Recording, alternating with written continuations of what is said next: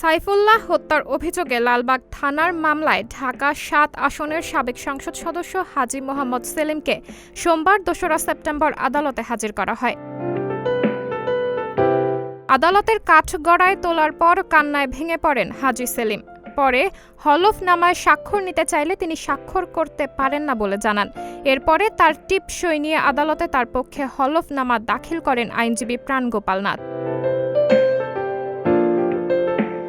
গতকাল রবিবার রাতে রাজধানীর বংশাল থানা এলাকা থেকে তাকে গ্রেপ্তার করা হয়। পরে সাইফুল্লাহ হত্যার অভিযোগে লালবাগ থানার মামলায় ঢাকা ৭ আসনের সাবেক সংসদ সদস্য হাজী মোহাম্মদ সেলিমকে ১০ দিনের রিমান্ডে নিতে আবেদন করা হয়। গত ১৮ জুলাই বৈষম্য বিরোধী ছাত্র আন্দোলনের সময় লালবাগের আজিমপুর সরকারি আবাসিক এলাকায় আইডিয়াল কলেজের প্রথম বর্ষের ছাত্র খালিদ হাসান সাইফুল্লাহ গুলিবিদ্ধ হয়ে মারা যান।